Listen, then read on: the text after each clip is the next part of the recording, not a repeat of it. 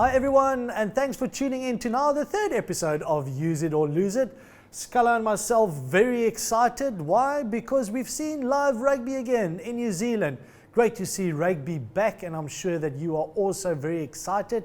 We're back here at the ultimate rugby experience, Nooit Gedacht in Stellenbosch, and we're also extremely excited for our guest tonight. Andrew David James, you will know him as Butch, an absolute legend on the field, and even bigger legend off of it.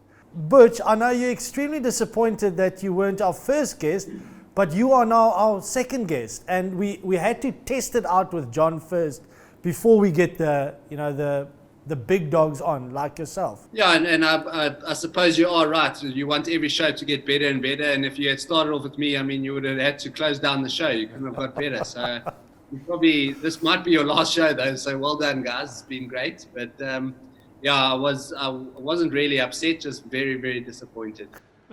Butchie, obviously difficult time for everyone. Talk us through lockdown. How's parenting been?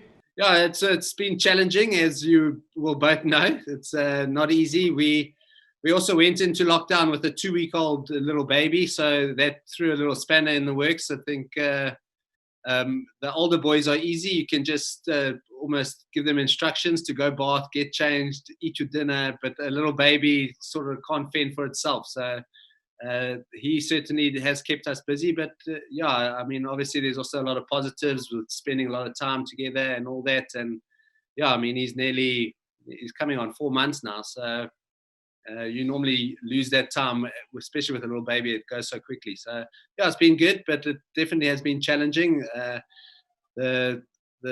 I'm never ever going to complain about school fees ever again in my life. I think that's the best money I ever spend every month. So that's been really tough.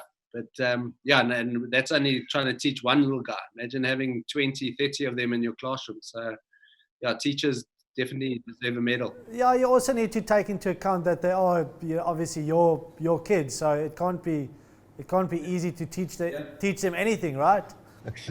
Yeah. Well, Julia teaches them in the morning, and then she teaches me in the afternoon. Well, Scalla, just for the viewers, 3 boys, age what? 6, 4, and now the 4-month-old, right? What's the ages? 7, 4. Yeah. 7, 4, and now the new one. Scalla's only got 2. I've got 3. But just to tell Schalk as well, going from 2 to 3, it is quite a bit of a jump.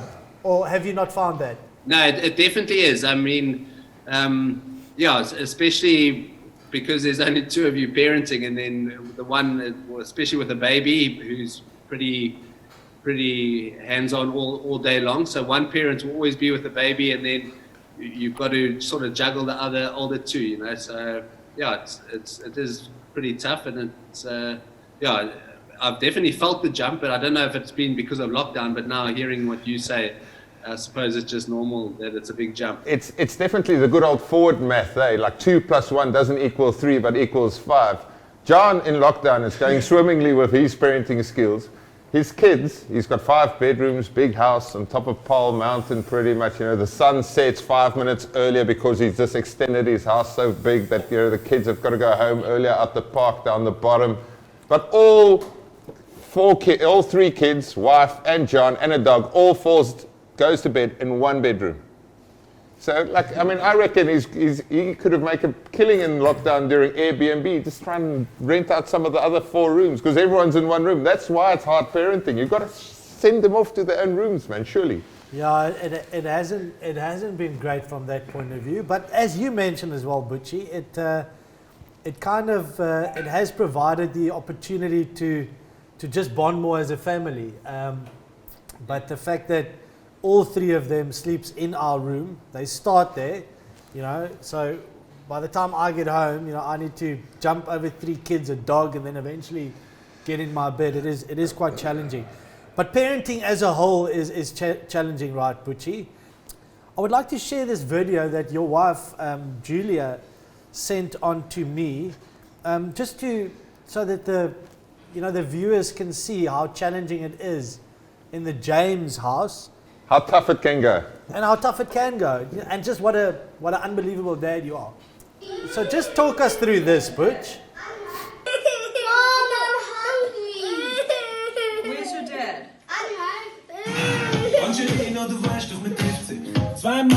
zweite Mal richtig. Dein einsamer Blick ist so frei, so leise, so viel Wildnis. Angelina, wir zwei in das Licht. In unserem Dorf, wo ich leider versteckt.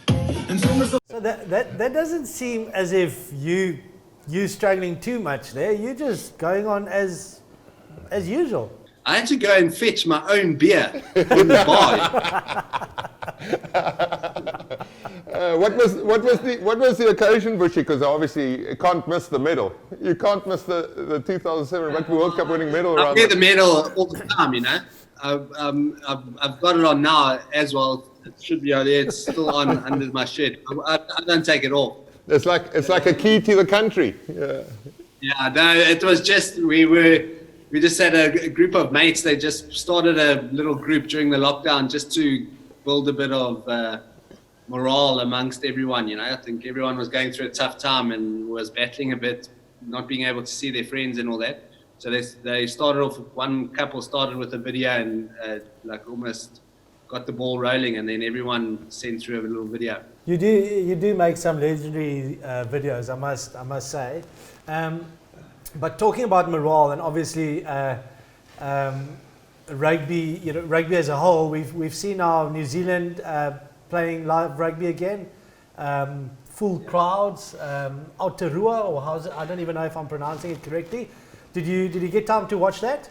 I watched a little bit of the highlights of the Blues Hurricanes game, and yeah, it was awesome to see the crowds so packed and just the vibe around the stadium. You know, we haven't seen a vibe like that for quite a while with regards to rugby. So I mean, yeah, let's hope that this little break from sport and as a whole will lift up those stadiums and get them full again. I think we've been battling to full, especially our stadiums here in South Africa. So I think everyone's hungry for a bit of live sport again. So I think, who knows, maybe this break is exactly what everyone needed, and just to get that hunger back to come and watch it live.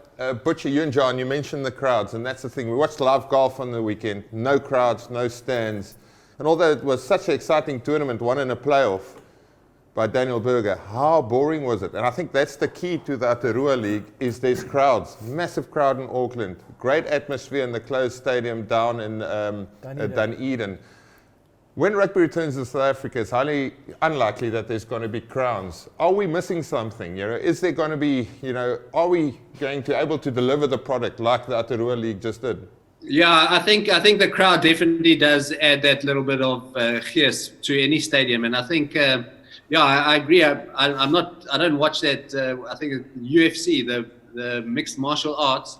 I saw that on TV the other day, and they also didn't have a crowd, and it was so weird watching it because yeah, you just don't get that same sort of vibe that you would when there is a crowd. So yeah, it'll be interesting to see. It'll be nice to be able to watch some of our local teams again, but not having a live crowd there would definitely dampen the whole experience, I'd say. The problem with the UFC is you hear the sounds now, you hear the shots, and it's sickening. Rugby would probably be similar, but like when we do the production, when rugby goes live, we've got to come up with something different. You know, we've got to mic up a few rugby players. I mean, Butchie, I mean, I know me and you have had a few good chats on the rugby field whilst in the heat of battle. I once lost my mouthguard against the Sharks, so I got up, got a bit of treatment, and I was like, boys, someone's you know, basically stolen my mouthguard. Is that Newlands?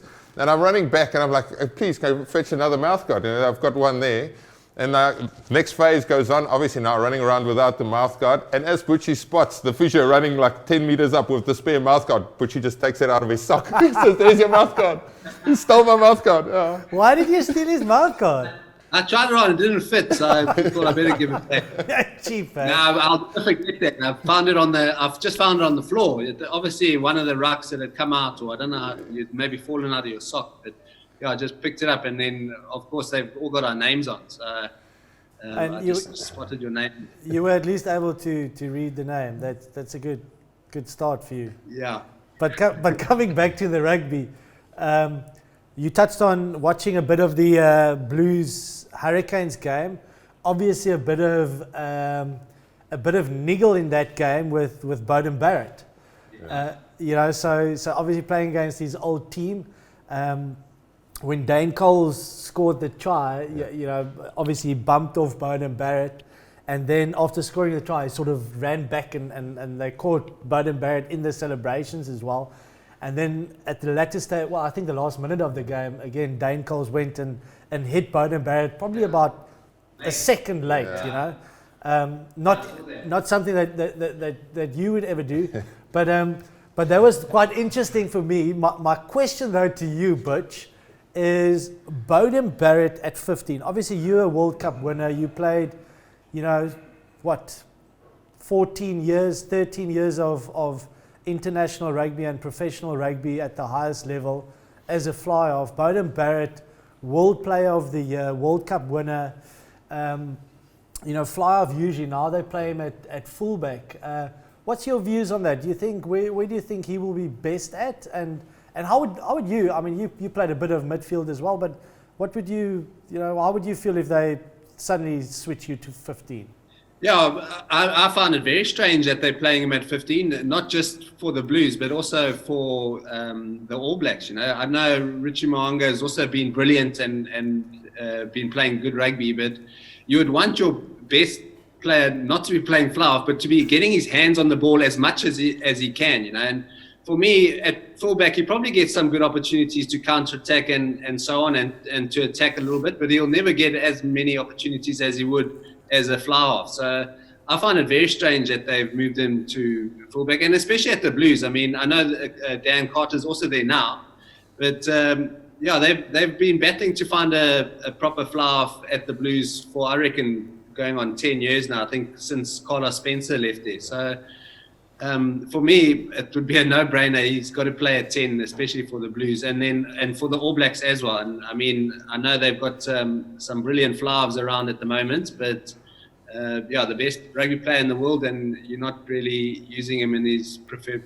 position. But the issue is exactly that, and I think England has got a similar issue between Ford and Farrell. Yeah. And it's when it's going well, when the team's playing well, it's not such a big issue. It's like when they're under pressure. So, for example, last year's World Cup, you know, New Zealand against England under pressure, or England a week later against, you know, the Springboks under pressure. Exactly what you mentioned. If they're not the first touch, so you've got your best player, best decision maker, not first touch, removed from the play, they find it so hard to actually assert themselves on the game. Yeah, and I think England are a prime example. I thought they missed a little beat there with playing Farrell at 12. I would have moved them in at 10, especially against us. Moved them to 10.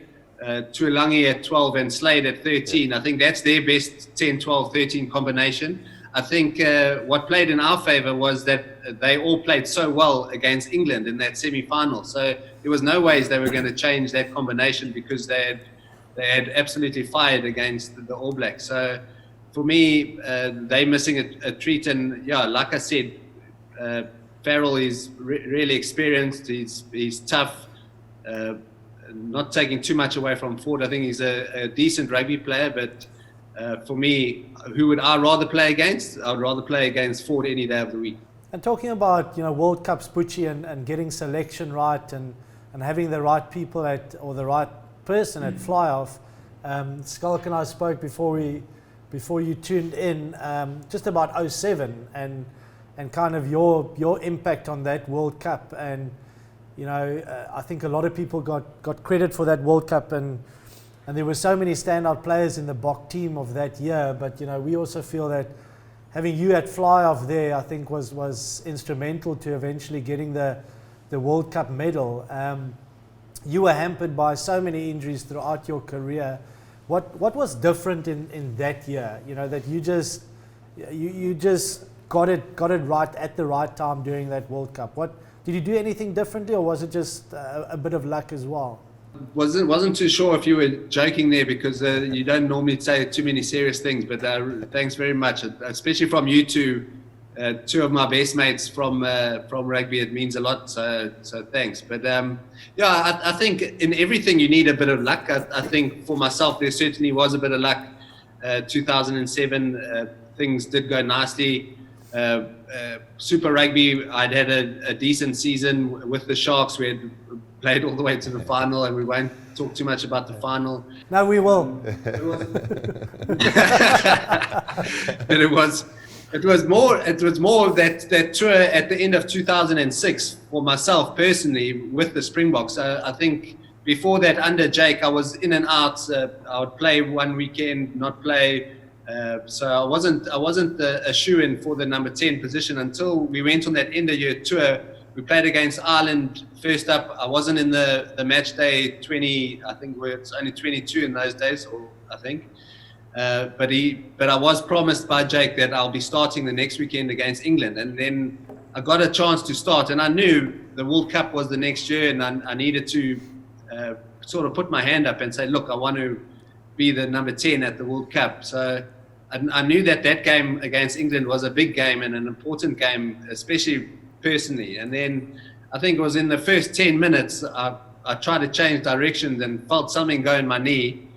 And I knew, Jean, you'll know, and you, Scalla, when there's something not right. Yeah.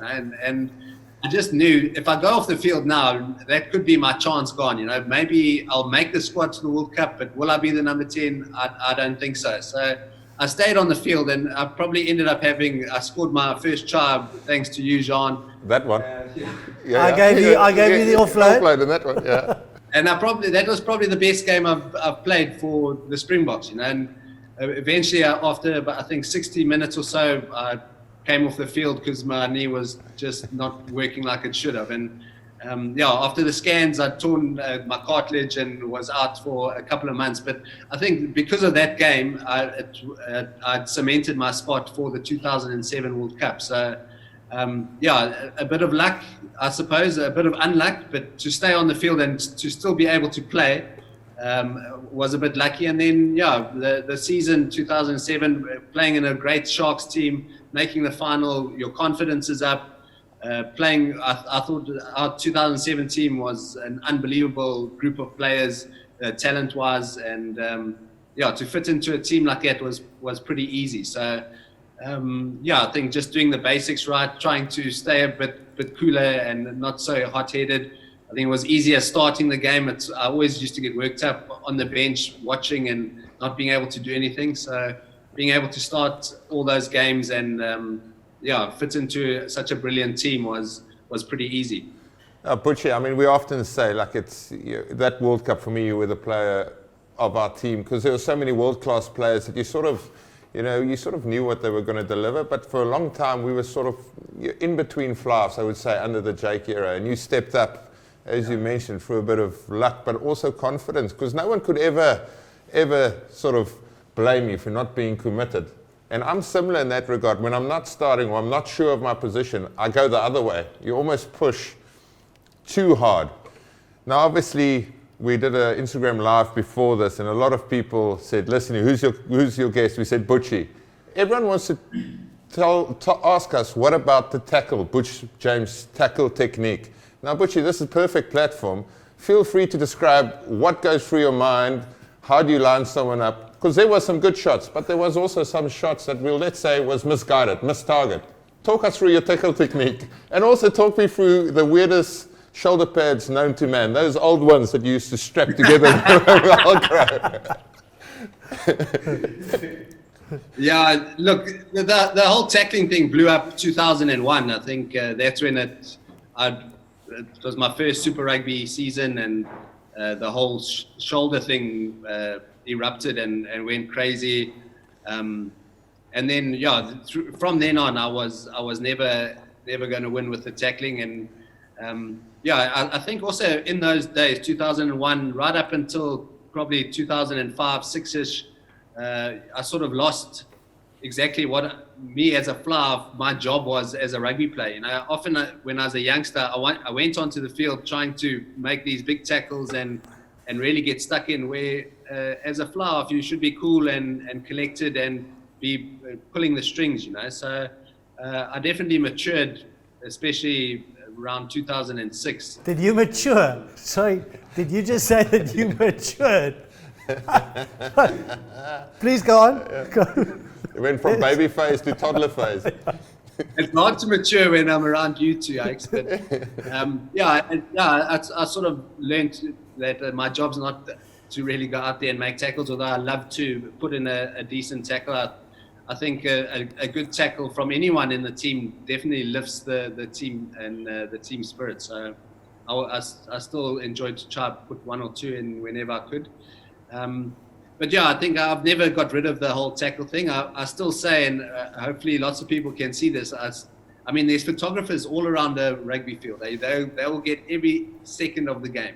I'm still looking for a photo where I'm not using one of my arms, where it's a proper shoulder charge, and I'll give that person 1,000 rand if they can find a tackle, not a cleaning the ruck, because there were a few of those that were maybe on the wrong side. Well, there we go. We could do our first competition on use it or lose it. Find a photo of Butch tackling or pure shoulder charge, no arm. A Farrell tackle, obviously, better known as a Farrell tackle. What he fails to mention is height. Obviously Butchie, I think started at the shoulders and hit on the forehead. That's sort of where it was. But like Owen Farrell, I played with him. I think he's got a similar issue sometimes where he gets too worked up. He wants to impose himself physically, or on the referee sometimes, mouthing off. And I think it does compromise, the way you see the game, because all of a sudden there's like a personal vendetta against someone instead of just playing the ball, seeing space. But you get branded, right? And I think in a way you got branded. Yeah, Schalk, you got branded as well, and then it's difficult to get rid of that kind of stigma. But from a midfielder point of view, when you have a fly off like a Butch James or Andre Pollard similar, that's physical in that channel, it makes it difficult. Compared to call it a George Ford kind of fly off who's not that physical in that channel. So it certainly helped us. It certainly helped me when I was playing with you in the midfield. And again, I always had to cover for you. There's one specific occasion against Samoa, 2007. John, unfortunately, it was you got injured by the small. No, I was still there. I was still there at that time. But you got injured by the small guy. Smallest player. David Lemmy. David Lemmy. But anyway, Jacques Fourie comes, he reads the match day program and he goes, guys, biggest human on the planet's playing against us today. Henry Tuilagi. Now there's a couple of them in that team. So there's Alassana, who's the winger that's probably bigger than 124 kg. All our whole pack of forwards. So now we're standing, at World Cups, you line up and the World Cup's in front of you and you sort of walk out. And I'm standing, Victor's number 5, I'm number 6, and we're walking out and we see this huge unit standing next to us. And Victor sort of, gives me one of this. He says, he's so groot, he's not that big.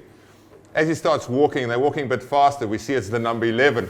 And he's bigger than me, Johan Smith, Dani Rousseau put together. We start looking around for this number 8. So about 10 minutes into the game, Samoa gets this line on the halfway, and I see Henry Tuilagi, the biggest guy, the widest guy I've ever seen. There's actually a good photo of him, I think with the Duplessis brothers, and he's just like 3 times the size of them. And he's standing pretty much on the goal line, and he was the line-out tricker. So he started running, ball went in.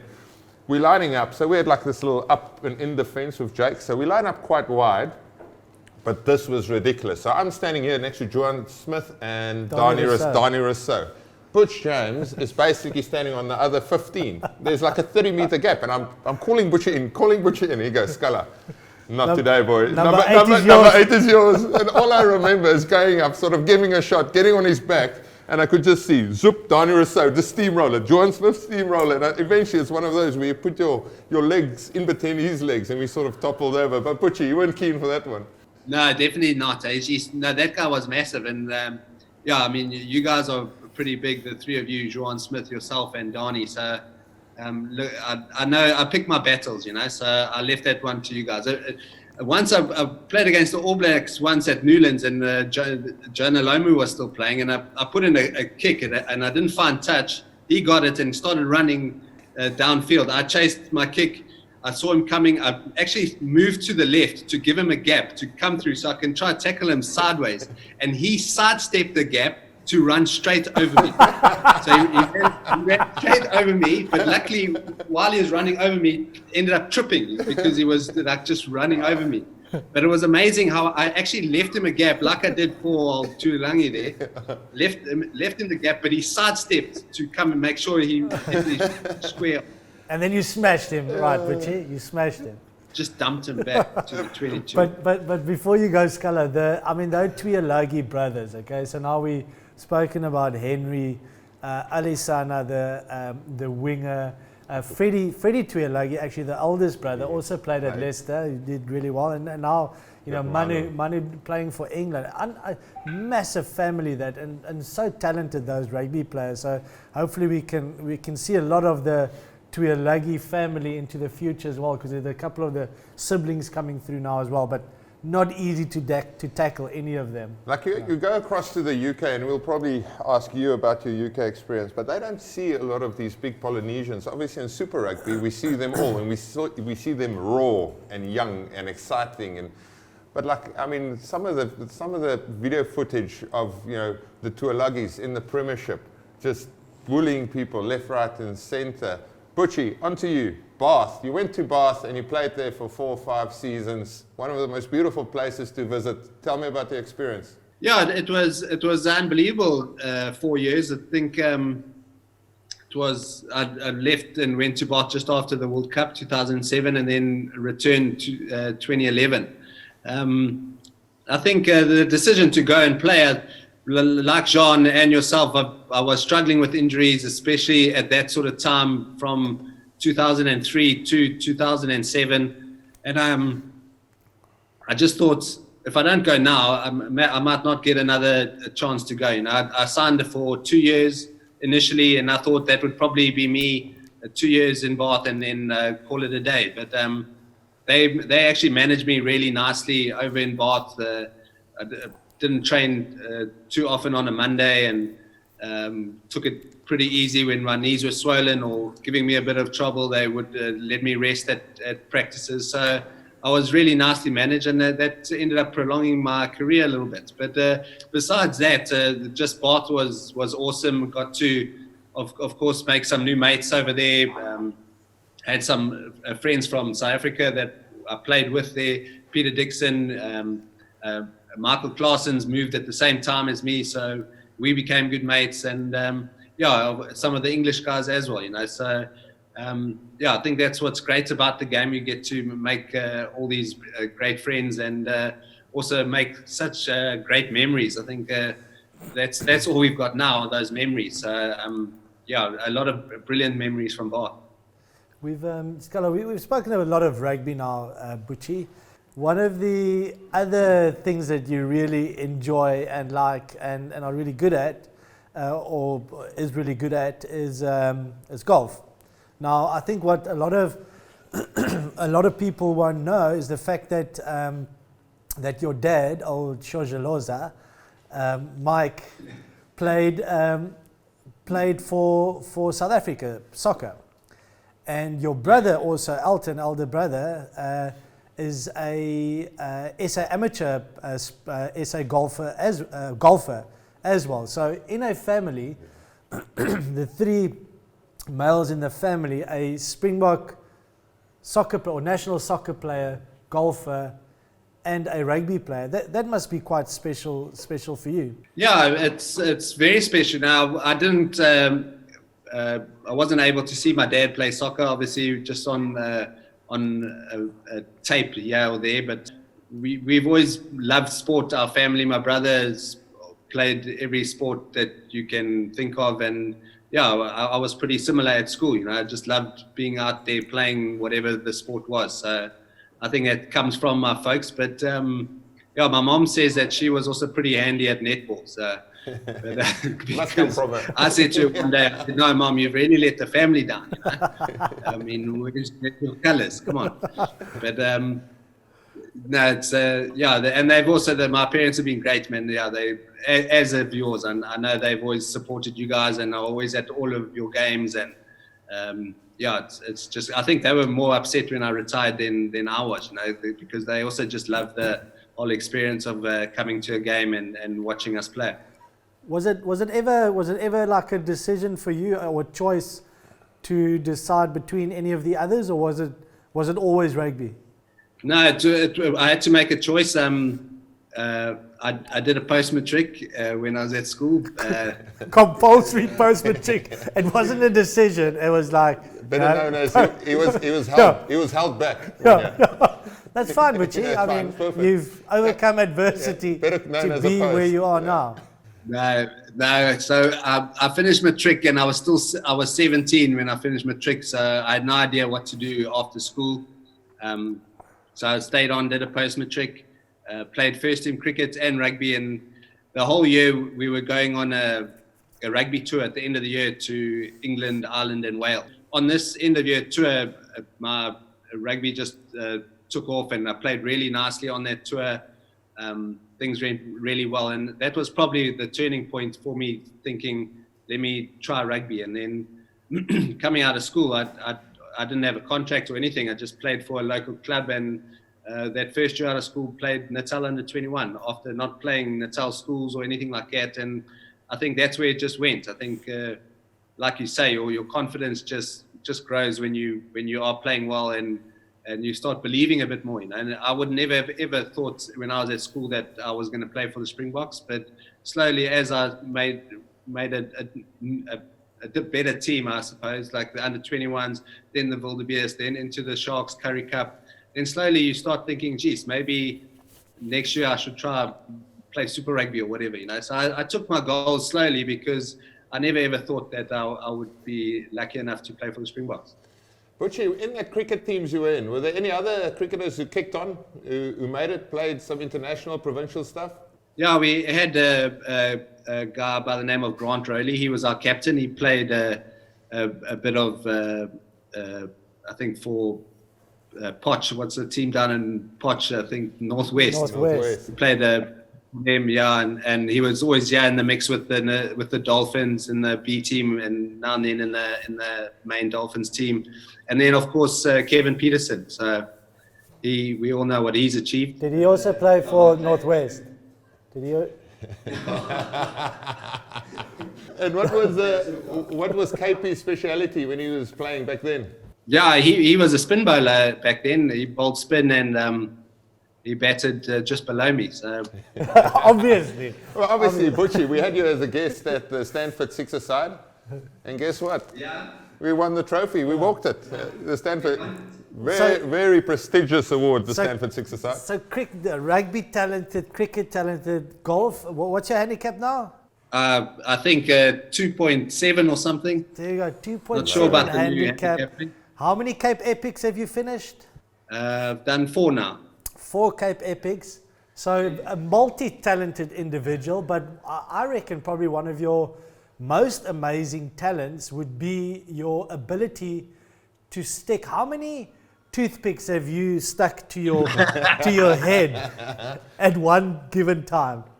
No, I don't know. I think Craig Davison still got the record. He had about 28 in his forehead. But yeah, it's Scalla's also. I mean, the one night we were what's it? The butcher shop there in Santon. Butcher Grill or what? Yeah.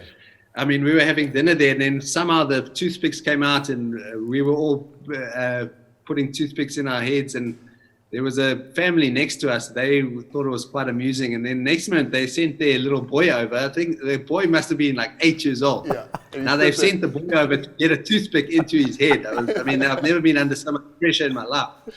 But yeah, it turned out all right. But yeah, those toothpicks, it's bad news, man.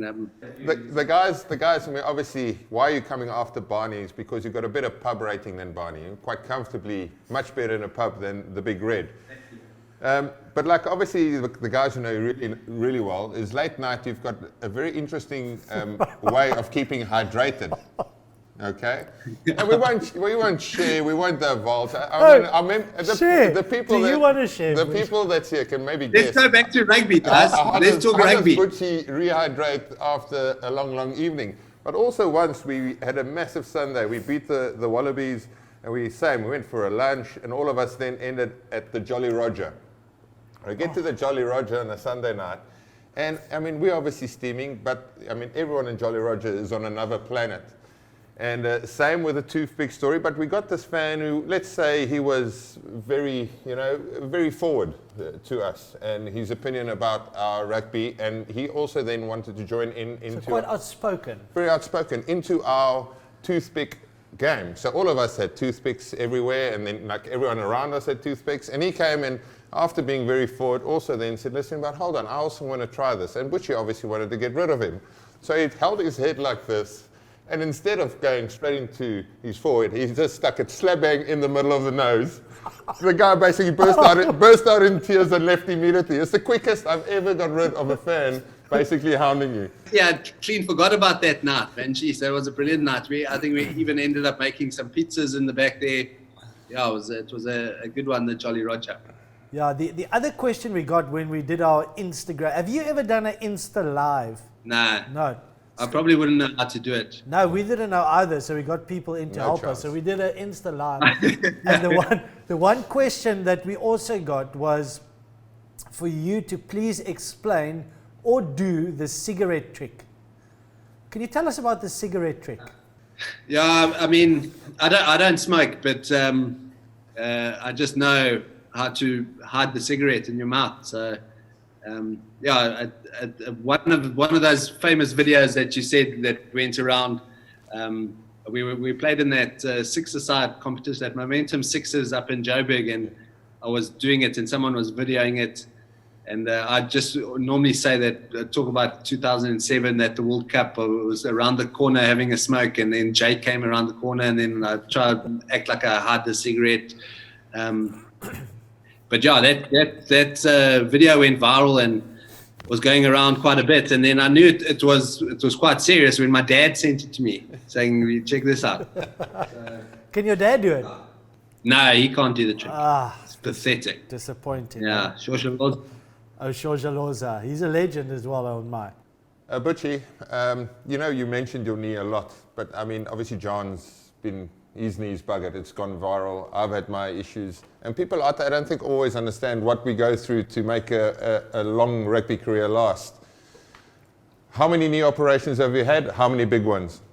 Yeah, I'm not too sure how many in total, Scalla. I think you have the little sort of cartridge removed now and then, which isn't too serious, but I've had 5 ACL reconstructions, which is anything from 6 to 9 months at a time. So it's nearly 5 years out of the game. But yeah, those are the big ones that I've had. They normally use your patella tendon or your hamstring tendon.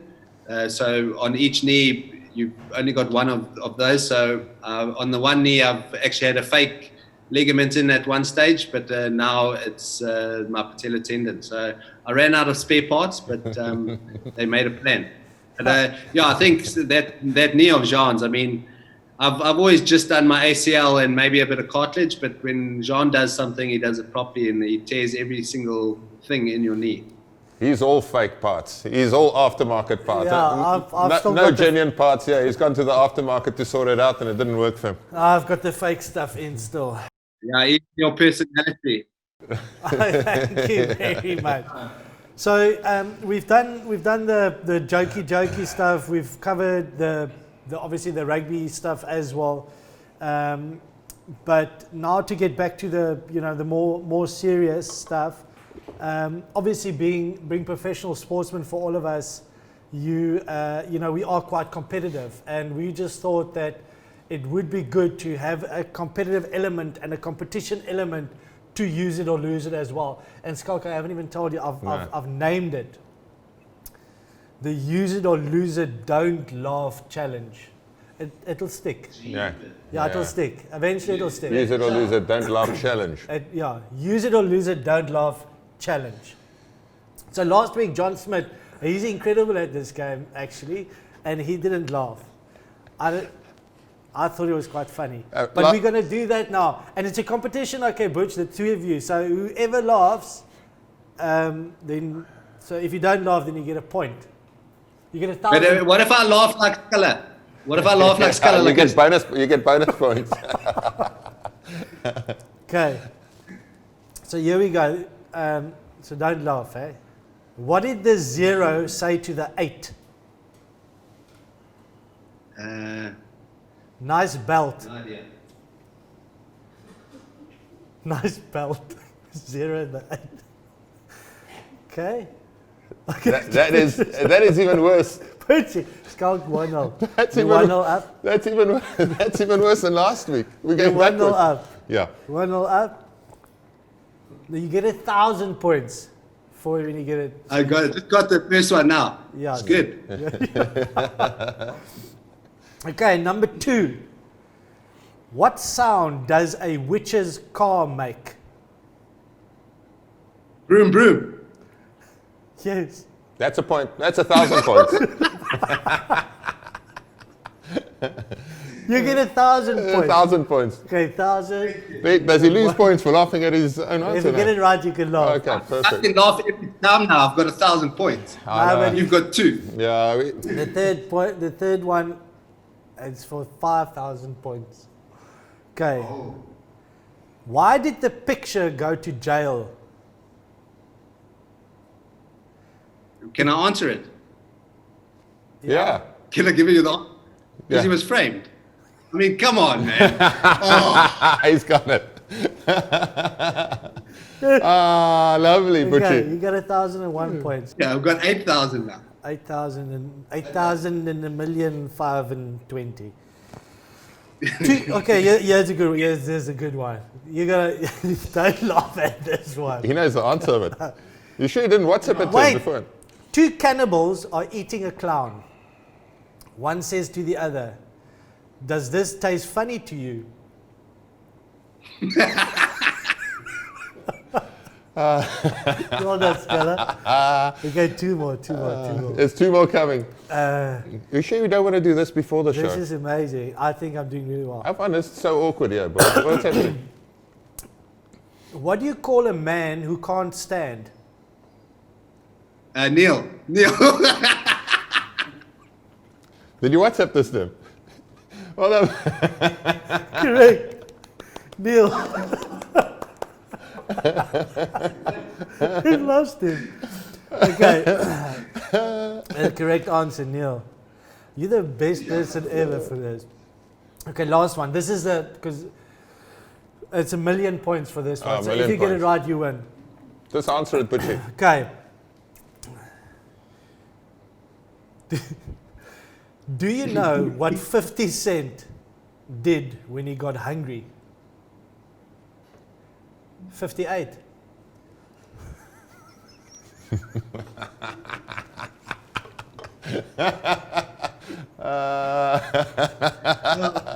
Oh, dear. That's good. Okay, it's a draw. Yeah, I got one for you. Have you finished yours? No, give us one. Give us one. Okay. What's blue and very light? I don't know. Light blue. I like that one. Butchie. That's it, Scalla. Episode 3, done and dusted. Thank you very much for joining us. Thanks for the unbelievable memories on the rugby field, but thanks even more for the memories off the field. Yeah, we had a Joel as always again. Butchie, thank you so much, my friend. We know we haven't seen each other for ages, but normally we're in a studio together up in Joburg. We're playing golf together. We're sharing some beers together. Hi to the family. All the best with the youngest one during lockdown, and let's hook up on the golf course hopefully soon. And let's hope rugby can return with a few crowds next to it, because we just saw in New Zealand how exciting that might be. Yeah, Cape Town will be my first trip when lockdown's over. So we'll be seeing you guys as soon as that's done. Yeah, we won't be opening the borders of the Western Cape to you, Butchie, but thank you very much for joining us. That's a wrap for episode 3. Cheers, Butchie. Thanks, Butchie. Cheers, guys. That concludes episode 3 of Use It or Lose It, done and dusted. And as normal, at the end, we need to tell you about all our social media stuff. Schalk is an expert at it now. Scalla, let's see if you In can get it comes the right. social media expert. I'm not out of 2, might be not out of 3, but you've got to subscribe to our YouTube channel, follow us on Instagram, and like us on Facebook. Is that it?